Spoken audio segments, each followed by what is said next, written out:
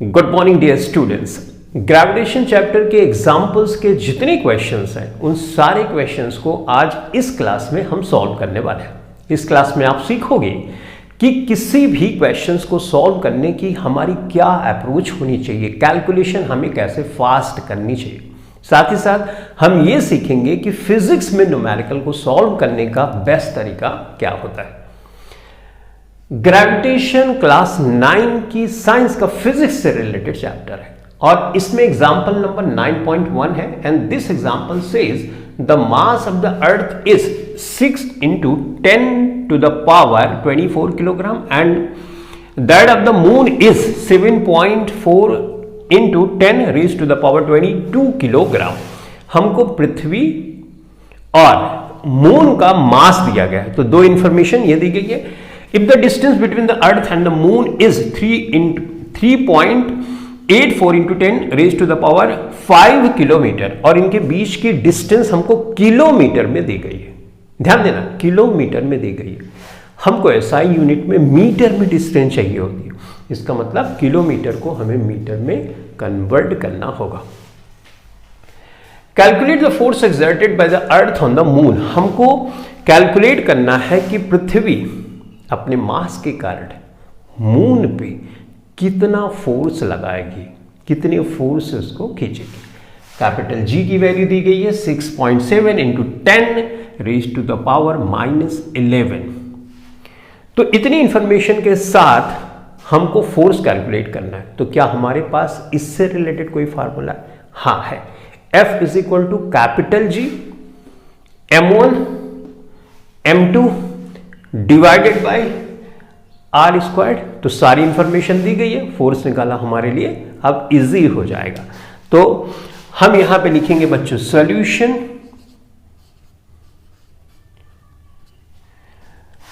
Formula हमारे पास है F capital G M अर्थ का मास, M लिख देते हैं मून का मास, डिवाइडेड बाय आर स्क्वायर्ड इनके बीच की डिस्टेंस। वैल्यूज रखेंगे 6.7 10 to power -11 कैपिटल जी की वैल्यू यहां से। मास ऑफ द अर्थ यहां पे दिया गया है 6 10 raised to the power 24। Moon का मास दिया गया है 7.4 into 10 raised to the power 22। Divide करेंगे, यहां पे वैल्यू दी गई है 3, डिस्टेंस दोनों के बीच की 84 into 10 raised to the power 5। लेकिन जैसे मैंने बताया ये बच्चों किलोमीटर में है, तो मीटर में कन्वर्ट करने के लिए हमको 1000 से मल्टीप्लाई करना पड़ेगा, यानी 10 raised to the power 3। अब इसका स्क्वायर्ड भी है, ये भी ध्यान में रखना है, तो इसका स्क्वायर्ड हमने कर दिया। ये जो एक्सप्रेशन है बहुत बड़ी अब लगने लगी होगी, तो इसको सॉल्व करने में टाइम लगेगा। कैसे फटाफट से सॉल्व करेंगे अब ये हम सीखने वाले। तो सबसे पहले जो ये पावर वाली बात है ना, इसको हम सॉल्व करेंगे। मल्टीप्लाई में जो सेम बेस के ऊपर पावर होती है वो ऐड होती है और सब्ट्रैक्शन डिवीजन में वो सब्ट्रैक्ट होती है।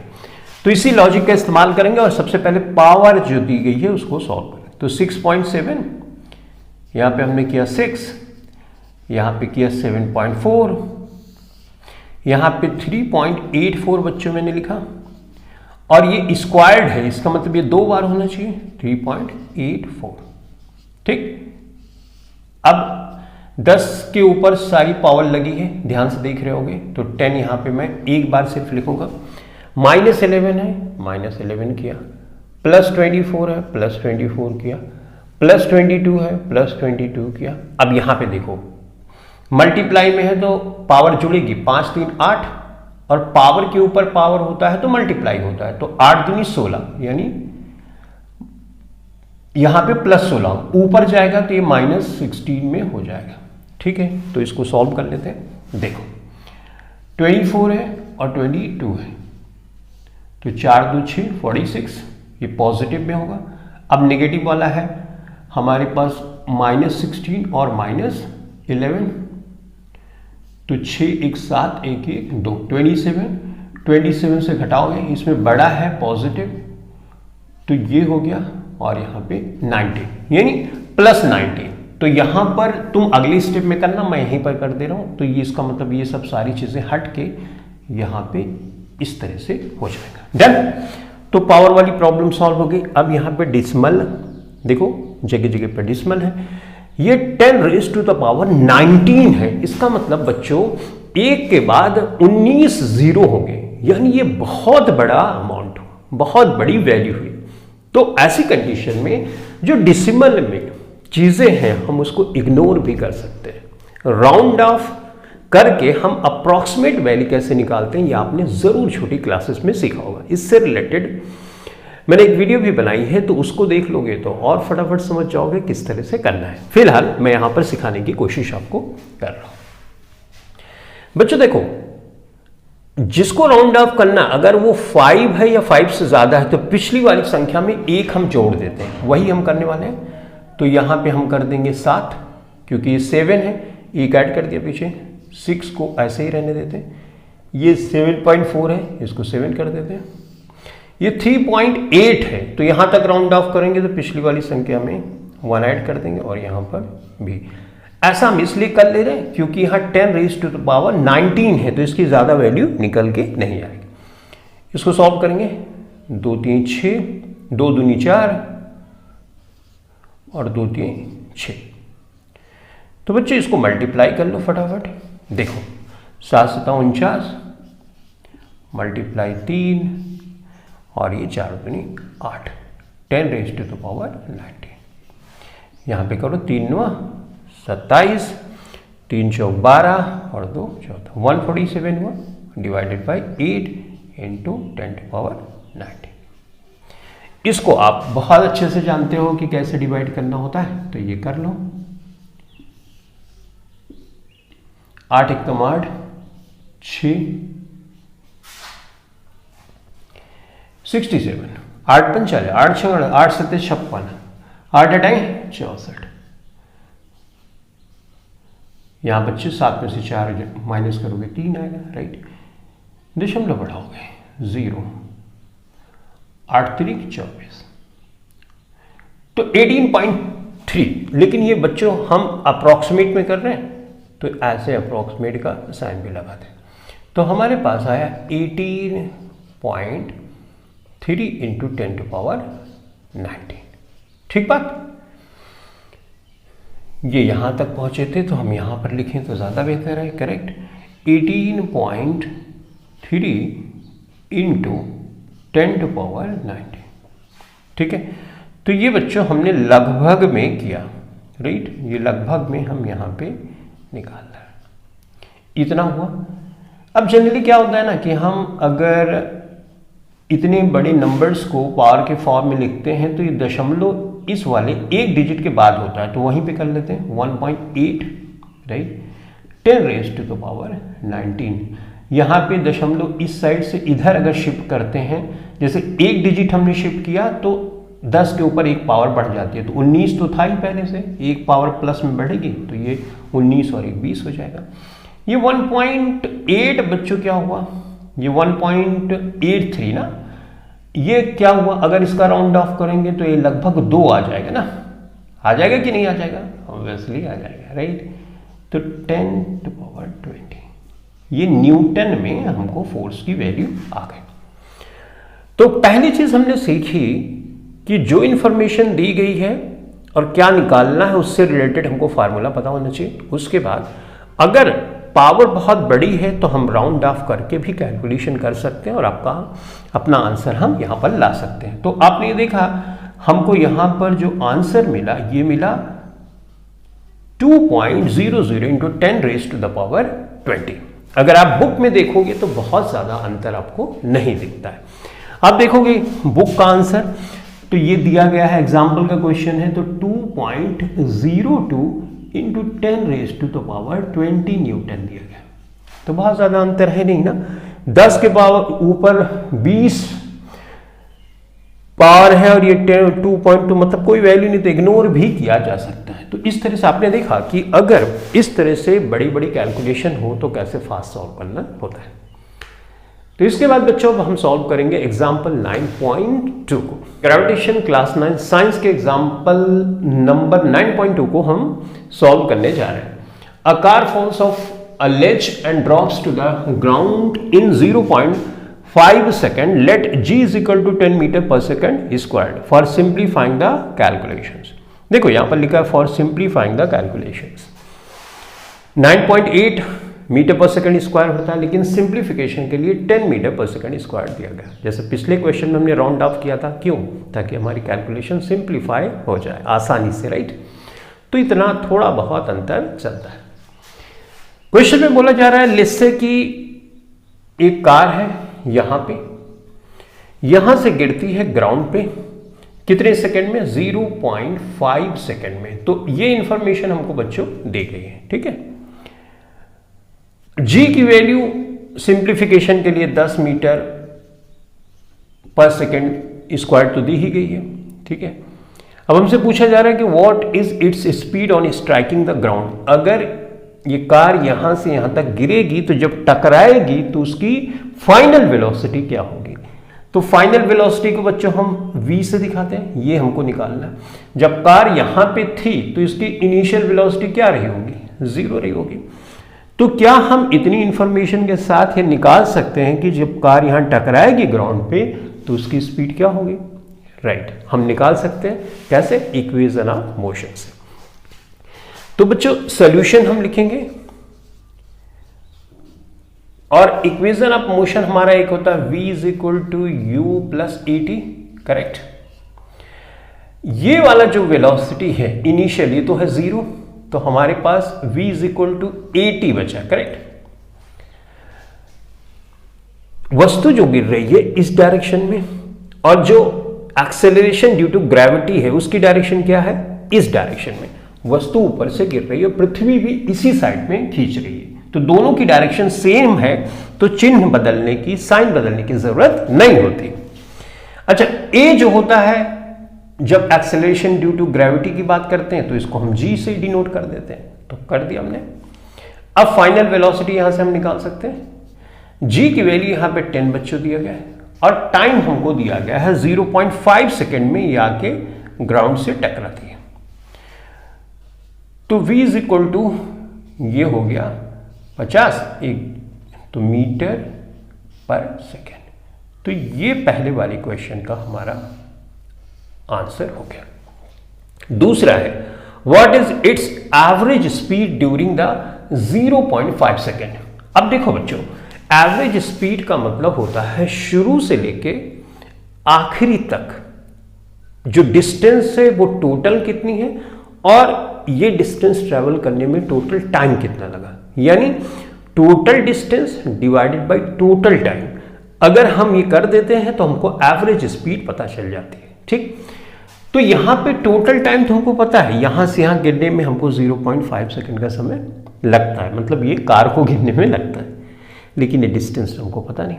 तो अगर हम पहले डिस्टेंस निकाल लें तो टाइम दिया गया उससे डिवाइड कर देंगे और आंसर आ जाएगा। आपकी बुक में डायरेक्ट दिया गया है v plus you divided by 2, इससे एवरेज निकाला गया। ये एवरेज इस क्वेश्चन के लिए सही है।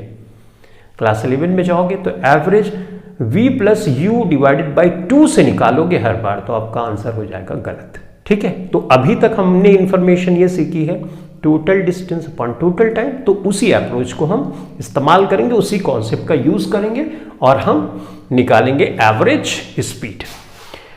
तो बच्चों अब हमको अगर निकालना है डिस्टेंस तो कैसे निकालेंगे? देखो s इज इक्वल टू होता है ut plus half at squared, correct. तो यहां s का मतलब हाइट, राइट, यही ना। और इनिशियल वेलोसिटी तो 0 है, तो यहां पे 0 रखोगे तो 0 हो जाएगा। अच्छा, a बदल जाएगा g में, तो हमने इसको g में और t स्क्वायर्ड कर दिया, ठीक। हमको ये हाइट निकाल दिए तो 1/2, हाइट मतलब ये डिस्प्लेसमेंट ना, इनिशियल से फाइनल के बीच की जो डिस्टेंस होती है उसी को डिस्प्लेसमेंट कहते हैं, राइट। तो 1/2 जी की वैल्यू बच्चों 10 यहां पे दी गई है और यहां पे 0.5 सेकेंड दिया गया है, तो ये हमने कर लिया 2 5 10। अब हमारे पास यहां पे आया 5 5 25, राइट, ये दशमलव में होगा, राइट, तो 25 बन जाए 125, राइट बच्चों, 2 डिजिट के बाद दशमलव है, तो ये इतने मीटर यानी हाइट जो होगी यानी टोटल डिस्प्लेसमेंट जो है वो 1.25 मीटर है। How high is the ledge from the ground, इसका मतलब हमने थर्ड क्वेश्चन का आंसर यहां पर कर दिया, राइट, यही तो पूछा जा रहा है, तो ठीक है सेकंड वाला यहां पर कर देते हैं। अब सेकंड वाले का आंसर निकालने के लिए टोटल डिस्प्लेसमेंट कितना है 1.25, एवरेज स्पीड, तो इसको AVG लिख दे, एवरेज, टोटल डिस्टेंस है 1.25, टोटल टाइम है 0.5। फार्मूला क्या होता है, टोटल डिस्प्लेसमेंट या total distance upon total time, right, तो डिस्टेंस इतनी टोटल है और टोटल टाइम ये लग रहा है, डिवाइड करते हैं। देखो यहाँ पे दशमलव हटाने का तरीका बता रहा हूँ, ध्यान से सुनना, यहाँ पे एक 0 मैंने बढ़ा दिया, दशमलव के बाद 0 की कोई वैल्यू नहीं होती, 2 डिजिट के बाद इस साइड से दशमलव, इस साइड से 2 डिजिट के बाद, सेम डिजिट के बाद अगर दशमलव इस साइड से होता है तो हम सिंपली उसको हटा भी सकते हैं, ये हटाए, इस 0 की कोई वैल्यू है नहीं तो इसको हटा दें, इस 0 को कैंसिल करोगे ये आ गया, सिंप्लीफाई करोगे 5 दूनी 10, 2 दशमलव बढ़ाओगे 5 5 25, तो V एवरेज हमारा जो आ गया वो 2.5 मीटर पर सेकेंड है। तो ये हमारा दूसरे क्वेश्चन का आंसर हो गया और ये हमारा तीसरे क्वेश्चन का आंसर हो गया। तो इस तरह से हमने इस क्वेश्चन को सॉल्व किया। अब हम सॉल्व करेंगे बच्चों नेक्स्ट एग्जांपल के क्वेश्चन को। ग्रेविटेशन क्लास 9 फिजिक्स से रिलेटेड एक क्वेश्चन है और एग्जांपल नंबर 9.3 है। This question says an object is thrown vertically upward and rises to a height of 10 metre. Vertically upward का मतलब हम ऐसे किसी एंगल पे नहीं, ऐसा सीधा ऊपर की तरफ फेंकते हैं, तो ये वस्तु 10 मीटर की मैक्सिमम हाइट पे जाती है।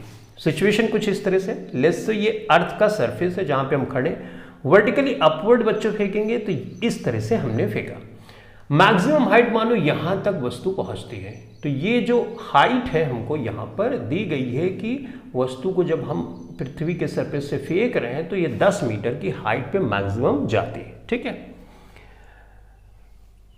Calculate the velocity with which the object was thrown upwards. तो पहले पार्ट में पूछा गया है कि 10 मीटर की हाइट पे एक वस्तु मैक्सिमम जाती है तो हमने शुरू में कितनी वेलोसिटी से इसको फेंका था। देखा फिजिक्स कितनी इंटरेस्टिंग है, हमको सिर्फ हाइट दी गई है, उसकी हेल्प से हम ये पता कर सकते हैं शुरू में किस वेलोसिटी से हमने ऑब्जेक्ट को ऊपर फेंका। तो हमको निकालना बच्चों है u ना, कि क्या होगा। अब हम किसी वस्तु को अगर ऊपर फेंकते हैं तो वस्तु की वेलोसिटी धीरे धीरे धीरे कम होती जाएगी, एक टाइम ऐसा आएगा जीरो हो जाएगी, जीरो हो जाएगी थोड़ी देर के लिए, फ्रैक्शन ऑफ सेकंड के लिए वस्तु रुकेगी और उसके बाद नीचे आएगी, जैसे ये देखो, करेक्ट। तो यहां पर आके रुकी और फिर नीचे, यानी फाइनल वेलोसिटी यहां पे जब होगी तो ये हो जाएगी जीरो, करेक्ट है। अब g की वैल्यू बच्चों हम ले लेते हैं यहाँ पे 9.8 मीटर पर सेकेंड स्क्वायर्ड, 10 भी ले सकते हैं लेकिन बुक में 9.8 लिया गया है तो इसलिए 9.8 में ले रहा हूं, ठीक है।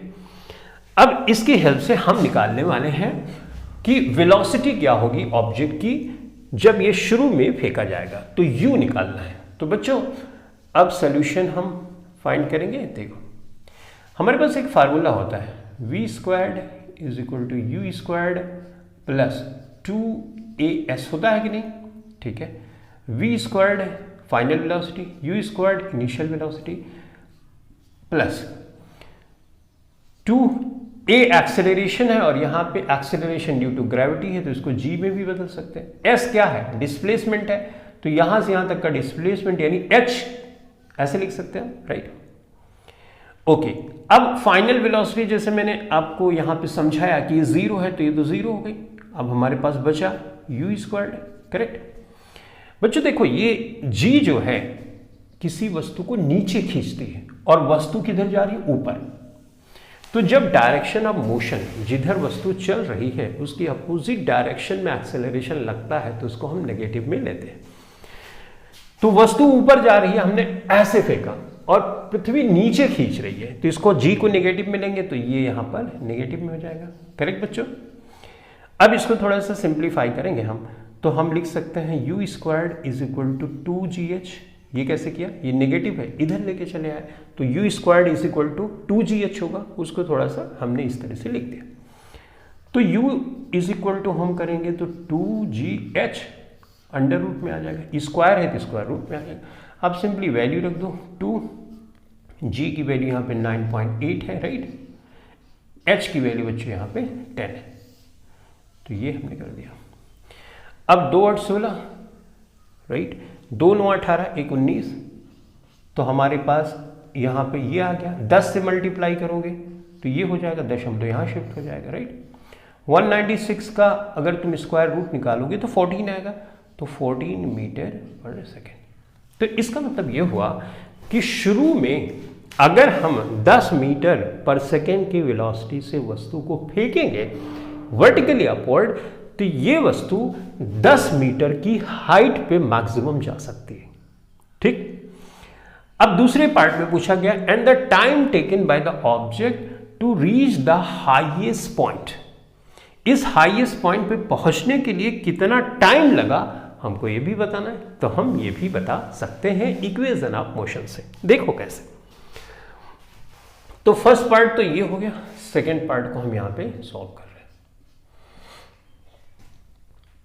बच्चों यहां पे v एक फार्मूला होता है, first equation v is equal to u plus G T. A T होता है, मैं उसको g में लिख रहा हूं, ये नेगेटिव में होगा ऑब्वियसली, राइट। फाइनल वेलोसिटी तो बच्चों 0 है, तो हम इस एक्सप्रेशन को ऐसे भी लिख सकते हैं, या हम ऐसे भी लिख सकते हैं u is equal to G T भी लिख सकते हैं। करेक्ट। हमको t निकालना है तो हम इसको लिख सकते हैं u अपॉन जी लिख सकते हैं। करेक्ट, ऑब्वियसली लिख सकते हैं। u तो हमको यहां पता है 14, तो हमने 14 लिख दिया। g की वैल्यू यहां पे 19.8 है, ठीक है कि नहीं। अब देखो 9.8 से तुम डिवाइड करोगे तो बहुत मुश्किल होगी, तो इसको लगभग में लिख दें। चलो लिख देते हैं, इसको 10 कर दें। हाँ, अब थोड़ा सा इजी हो जाएगा। 9.8 को 10 इसको करोगे 1.3, तो लगभग में हमारा आया 1.4 सेकेंड। तो इस तरह से हमको टाइम मिला 1.4 सेकेंड। इससे क्या पता चला? अब ध्यान से मेरी बात सुनो। देखो, अगर हम किसी वस्तु को initial velocity 14 metre per second से ऊपर वर्टिकली अपवर्ड फेंकेंगे तो वो वस्तु 1.4 सेकेंड में 10 मीटर की ऊंचाई पे मैक्सिमम पहुंचेगी। ठीक है, तो अब हम सॉल्व करेंगे नेक्स्ट क्वेश्चन को। ग्रेविटेशन चैप्टर से ये एग्जाम्पल नंबर 9.4 है। बड़ा सिंपल सा क्वेश्चन है, एग्जाम्पल में दिया गया इसलिए इसको भी हम इंक्लूड कर ले रहे हैं। Mass of an object is 10 kg। Mass दिया गया है, मास 10 kg।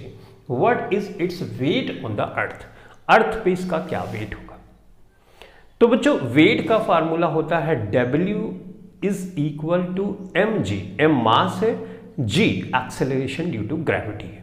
तो हम किसी चीज का वेट पृथ्वी पे मेजर करते हैं तो वहां पे g की वैल्यू 9.8 लेते हैं या अप्रॉक्सीमेट 10 लेते हैं। ठीक है, तो उस फार्मूले को सिंपली लगा देंगे और आंसर हम निकाल लेंगे। तो हम लिखेंगे सॉल्यूशन और हम जानते हैं W is equal to mg होता है। करेक्ट। तो मास बच्चों यहाँ पे 10 kg दिया गया, g मैं रख रहा हूं 9.8 मीटर पर सेकेंड, मल्टीप्लाई करूंगा तो ये आएगा और ये हमने वेट इतने न्यूटन। ठीक है बच्चों, देखो ये जो मास होता है ना हर जगह फिक्स होता है, चाहे आप यहां पे हो, चाहे आप चांद पे हो या किसी भी जगह, मास की वैल्यू चेंज नहीं होती। वेट लेकिन बदलता रहता है। क्यों? क्योंकि ये जो g की वैल्यू है ना हर जगह अलग अलग होती है। पृथ्वी पे ये 9.8 मीटर पर सेकेंड स्क्वायर्ड के अप्रॉक्सीमेट है। अगर चांद पे जाओगे तो ये वैल्यू पृथ्वी पे जो है उसका 1/6 हो जाती है, यानी 6 गुना कम हो जाती है। तो अलग अलग जगह g की वैल्यू बदलेगी, तो फार्मूले में W = mg, तो इसका मतलब वेट भी बदलेगा। तो इसका मतलब ये हुआ कि अगर हम खुद को जाके मेजर करें चांद पे, तो हमारा वजन जितना यहाँ पे है उसका 1/6 यानी 6 गुना कम हो जाएगा। करेक्ट ना? तो ये हुआ वेट और मास का डिफरेंस और साथ ही साथ इस क्वेश्चन का सॉल्यूशन भी। अब हम सॉल्व करेंगे नेक्स्ट क्वेश्चन को। ग्रेविटेशन क्लास 9 की साइंस की फिजिक्स से रिलेटेड क्वेश्चंस को सॉल्व कर रहे हैं, जिसमें एग्जांपल नंबर 9.5 हम सॉल्व करने वाले हैं।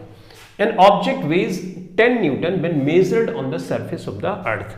अर्थ के सरफेस पे अगर हम एक ऑब्जेक्ट को मेजर करते हैं, उसको नापते हैं, तो 10 न्यूटन उसका वेट आता है। What would be its weight when measured on the surface of the moon. तो अगर इसी ऑब्जेक्ट को हम जाके मून पे मेजर करें तो इसका वेट क्या होगा? ऑब्वियसली वेट कम हो जाएगा, क्योंकि वेट = होता है mg। तो g की वैल्यू मून पे पृथ्वी से 1/6 हो जाती है, तो वेट भी 1/6 कम हो जाएगा। पृथ्वी पे क्या वेट है? 10 न्यूटन, तो इसको 6 से डिवाइड कर देंगे, राइट? तो जो वैल्यू आएगी वही वैल्यू होगी मून पे इस ऑब्जेक्ट की, जब हम इसको जाके वहां पर वेट इसका मेजर करेंगे। तो ऐसे लिख सकते हैं, वेट किस पे? मून पे। वेट किस पे? अर्थ पे। जो होगा उसका 1/6, राइट? तो ये हो गया। तो वेट तो 10 न्यूटन है, कहां पे? अर्थ पे। इसका 1/6 डिवाइड करेंगे, 2 × 6, 2 × 10, 3 × 3, राइट? दशमलव बढ़ाएंगे, 2 3 × 18, राइट? उसके बाद लगभग 1.67 न्यूटन। तो वेट जो मून पे होगा इस वस्तु का, जिसका वेट अर्थ पे 10 न्यूटन है, वहां पर जाके 1.67 न्यूटन हो जाएगा। इसका मतलब वो वस्तु बहुत ही हल्की महसूस करेगी, राइट? अगर हम अपना वेट मेजर करें पृथ्वी पे और चांद पे जाके, तो चांद पे हमारा वेट कम महसूस हमको होता है, करेक्ट? तो इस तरह से इस क्वेश्चन को सॉल्व किया। अब हम सॉल्व करेंगे एग्जाम्पल 9.6 वाले क्वेश्चन को। ग्रेविटेशन क्लास 9 की साइंस के एग्जाम्पल वाले क्वेश्चंस को सॉल्व कर रहे हैं, जिसमें एग्जाम्पल 9.6 है। A block of wood is kept on a table top. एक वुड का ब्लॉक है जो टेबल टॉप पे रखा जाता है। The mass of wooden block is 5 kg, यानी मास हमको दिया गया। And its dimensions are 40 centimetre, 20 centimetre और 10 सेंटीमीटर। यानी ऐसा समझ लो, लेंथ है, ये ब्रेथ है, ये हाइट है। जो वुडन ब्लॉक है ना, वो क्यूबॉइड के शेप का है। क्यूबॉइड का शेप, जैसे ही डस्ट है कुछ इस शेप का, राइट? उसकी डायमेंशन दी गई है, 40 लंबा है, 20 चौड़ा है और 10 ऊंचा है। Find the pressure exerted by the wooden block on the table top if it is made to lie on the table top with its dimension. अगर इस तरह से रखा जाए, वुडन ब्लॉक का चित्र आपके बुक में दिया गया, मैंने यहाँ पर सिंपली बनाया नहीं, बस और कुछ नहीं, ठीक है? तो इस तरह से अगर रखें और इस तरह से रखें तो क्या प्रेशर अलग अलग लगेगा और कितना लगेगा, यही हमको बताना है। तो प्रेशर का फार्मूला हम बच्चों जानते हैं। तो सॉल्यूशंस हम लिखेंगे यहाँ पर इस तरह से। तो प्रेशर का फार्मूला होता है P = F/A। तो फोर्स बच्चों होता है mg/A।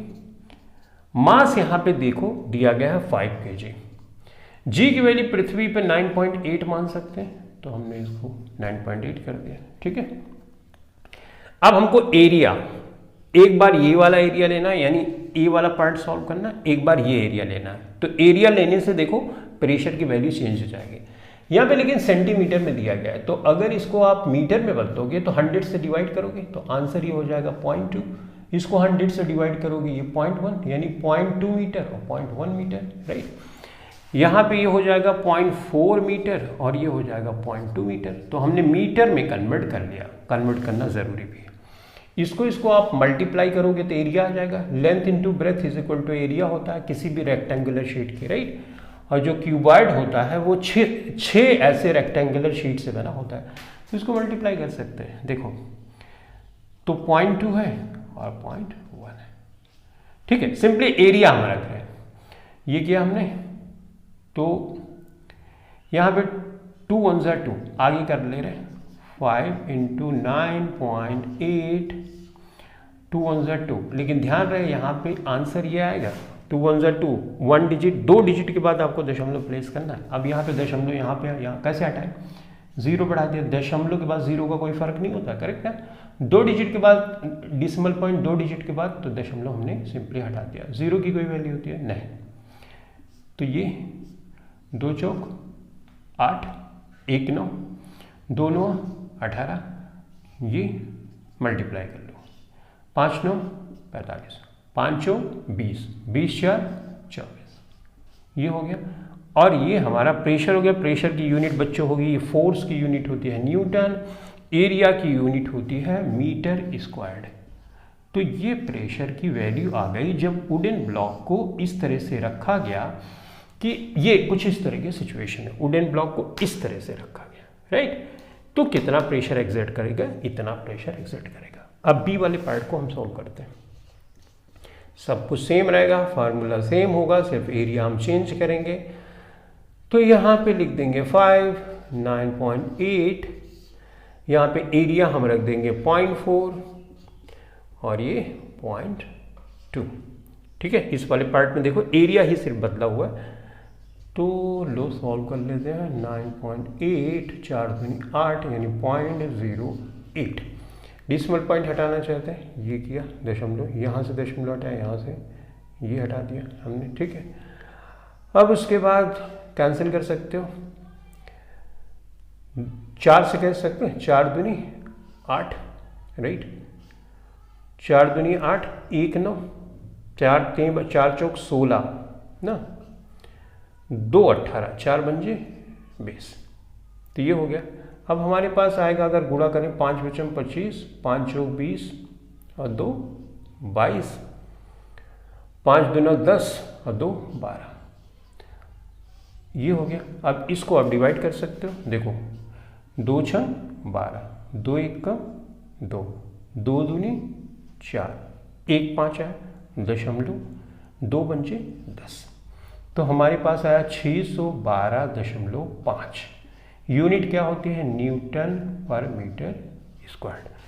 तो बच्चों हम यहाँ पर लिख सकते हैं जो प्रेशर की वैल्यू आई 612.5 न्यूटन मीटर स्क्वायर्ड। तो इसका मतलब अगर एरिया बदल जाए तो प्रेशर बदल जाता है। देखो यहाँ पे एरिया कम था, एरिया कम था तो प्रेशर ज़्यादा, इनवर्सली प्रोपोर्शनल है, राइट। और यहाँ पे एरिया ज़्यादा था तो प्रेशर देखो कम आ रहा है। तो एरिया बदलने से प्रेशर पे फर्क पड़ता है। मैंने डिटेल में आपको थियरी वाली क्लास में समझाया। तो आई होप ये क्लास आपके लिए बहुत ही हेल्पफुल होगी। हमने सारे एग्जाम्पल्स के क्वेश्चंस को सॉल्व कर लिए। तो चलो इस क्लास के लिए इतना ही। Thanks for watching this video. Thank you very much.